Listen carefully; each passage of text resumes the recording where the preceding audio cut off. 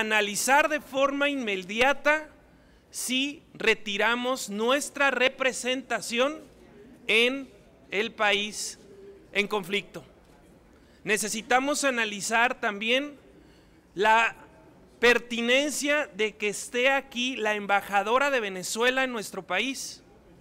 No podemos consentir que Maduro, el dictador Maduro, esté vulnerando todas las garantías individuales. Hay que recordar simplemente qué fue lo que ocurrió.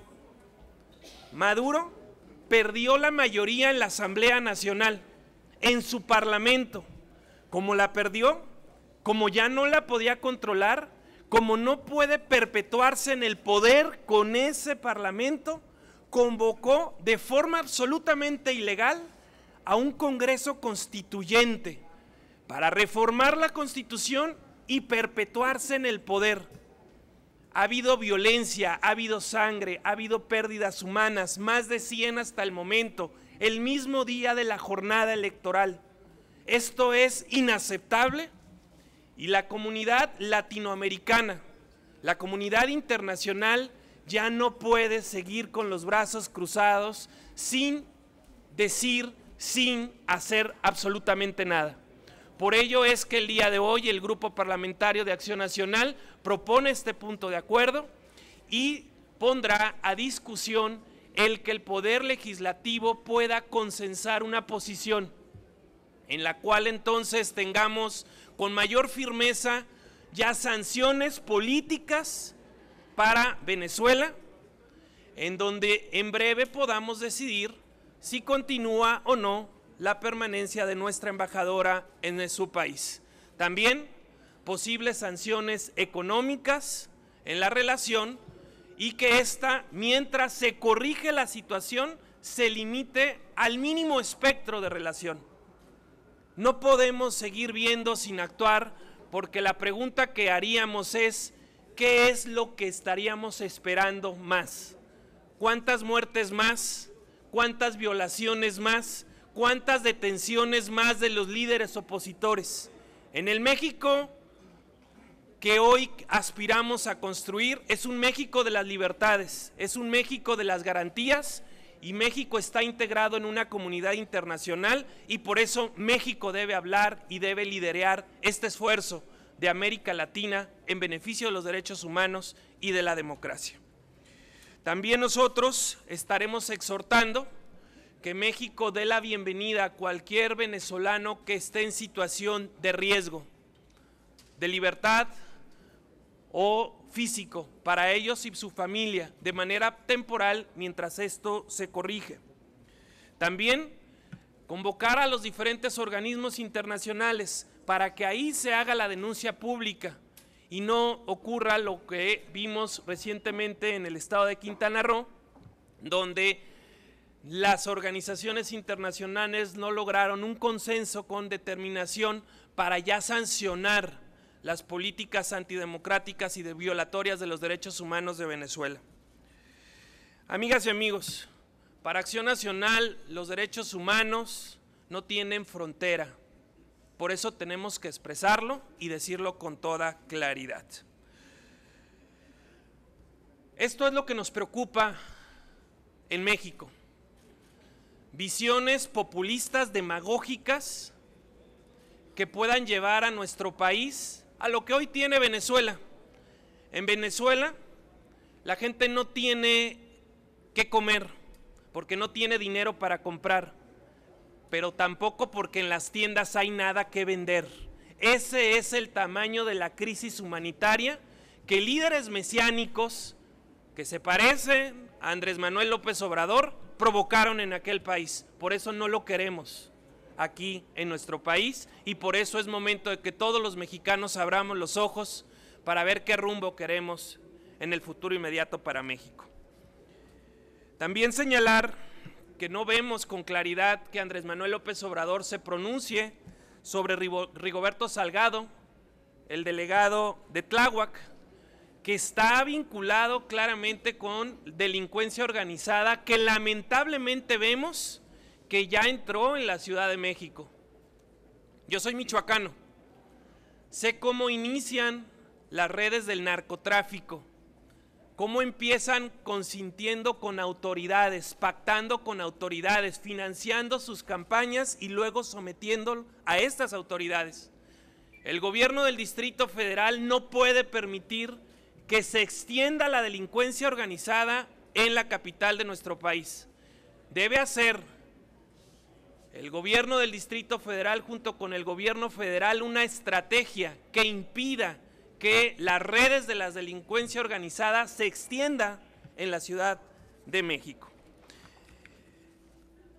Es cuanto por mi parte, y antes de pasar a preguntas, yo quiero darle la palabra al vicecoordinador económico del grupo parlamentario para que nos hable también de una proposición con punto de acuerdo que hoy haremos, que tiene que ver con Zagarpa. Adelante, Armando Rivera, por favor. Gracias, coordinador. Muy buenos días a todos los medios de comunicación. Informar y comentar que el día de ayer la tercera comisión que preside el senador Cordero, por unanimidad de todos los integrantes, miembros de todos los partidos, aprobó el que hoy se discutiera y se votara esta proposición con punto de acuerdo para que el secretario de Zagarpa, José Calzada Rovirosa, entregue cuentas a más tardar en los próximos 15 días a esta soberanía sobre las observaciones hechas no por primera vez, sino ya por tercera vez por parte de la Auditoría Superior de Fiscalización, en donde claramente hay un daño al erario público, en donde se cataloga como desvío de recursos de los programas de Proagro Productivo, particularmente en donde por segundo o tercer año consecutivo se vienen pagando beneficios a beneficiarios que ya han fallecido. Es costumbre ya que el secretario Calzada haga caso omiso a las observaciones de la Auditoría Superior de Fiscalización, así lo demuestra su actuar cuando fue gobernador de mi estado, del estado de Querétaro, que hasta la fecha no han sido resueltas las observaciones de obra pública pagada y no construida. Tiene pendientes en Querétaro y hoy por segundo año consecutivo tiene pendientes en entregar cuentas a esta soberanía y al pueblo de México sobre los recursos que se le han asignado por parte de la Cámara de Diputados a la Zagarpa y particularmente al componente de Proagro Productivo para beneficiar a gente que realmente lo necesita, pero lo necesita en vida, no lo necesita una vez que fallecieron. Por eso exhortamos hoy a todos los integrantes de la Comisión Permanente a que, como el día de ayer lo hicieron en la tercera comisión, voten para que venga ante esta soberanía, ante la Comisión Permanente, a entregar cuentas sobre estas observaciones hechas por el Auditor Superior de Fiscalización. Muchísimas gracias y estoy a sus órdenes. A sus órdenes para si hay alguna pregunta. Sí, diputado, le pregunta Erika Hernández de Reforma. Gracias, buenos días. Diputados, preguntarles su opinión sobre esta detención y ya rápido encarcelamiento de la supuesta novia de Duarte y preguntarles, desde su punto de vista, ¿es necesario que también regrese al país y se le finquen responsabilidades a la esposa o el gobierno está midiendo de manera diferente la justicia? Lo hemos dicho con absoluta claridad. Si en Veracruz no se hubiera dado la alternancia, hoy seguramente Javier Duarte estaría tranquilamente caminando por el malecón y no estaría pagando por el daño que le hizo a los veracruzanos. Por ello es necesaria la alternancia, por eso son convenientes estos gobiernos de coalición que permiten derrotar a lo más corrupto del PRI. Y en segundo lugar, el gobernador Miguel Ángel Yunes Linares ha dicho que va a perseguir y sancionar a todos aquellos que hayan cometido algún delito. Y entre ellos seguramente está la exfuncionaria a la que usted se refiere. Por ello es que irán contra todos. Como ya está Javier Duarte, estarán todos los demás siendo procesados por los delitos que cometieron y finalmente juzgados por un juez. ¿Usted exigiría que al gobernador que tome cartas en el asunto contra la esposa y también al gobierno federal? Contra todos aquellos que hayan cometido algún ilícito en el estado de Veracruz. Con esto de que ella vive en Europa, ¿se pensaría que es real esa supuesta negociación con el gobierno de que se le permitió a Duarte entregarse para que la esposa y la familia se fuera del país? Nosotros le hemos exigido a la Procuraduría General de la República que integre de forma muy robusta la averiguación para que no haya vicios de origen o concesiones de origen, que no haya pactos de origen y que entonces Duarte y todos sus cómplices sean sancionados con toda la fuerza de la ley. Gracias. Les pregunta ahora Gabriel Chantomila, del Sol de México. Buenos días, diputados. ¿Qué tal, Gabriel? Diputado Cortés, quisiera, si me puede dar algunos detalles de cómo va este proceso de la Ley de Seguridad Interior. Todo indica que ya hay acercamientos entre el PRI y el PAN, o hay un nuevo documento, o se está adicionando algún párrafo a la Ley Nacional de Seguridad. Esta preocupación de acercamiento entre el PRI y el PAN la tiene el PRD, que está advirtiendo incluso que puede haber un albazo entre estas dos corrientes ideológicas ahí en la Cámara de Diputados. Muchas gracias, Gabriel. Primero hay que poner un antecedente. Recordarán ustedes que al inicio del gobierno de Enrique Peña Nieto se solicitó desaparecer la Secretaría de Seguridad y darle toda la fortaleza a la Secretaría de Gobernación para combatir la inseguridad de nuestro país.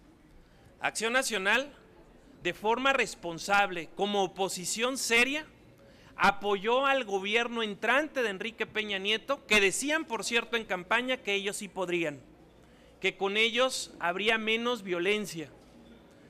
Se les ayudó en materia legislativa en lo que pedían entonces. ¿Cuál es el resultado? Más violencia que nunca, más inseguridad que nunca y más muertos que nunca.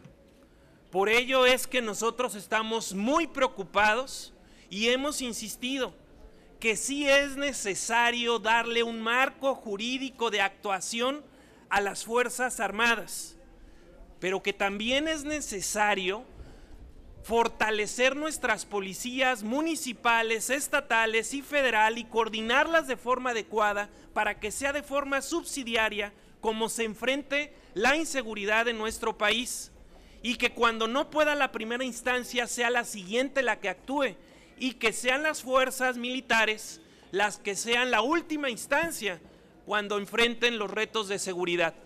Nosotros estamos a favor de ello, de limitar cuál sería el marco de actuación, la temporalidad de poner características muy específicas y que no tenga mancha amplia el Ejecutivo para simplemente mandar las Fuerzas Armadas a cualquier estado, para que se deba de comunicar esto con anterioridad.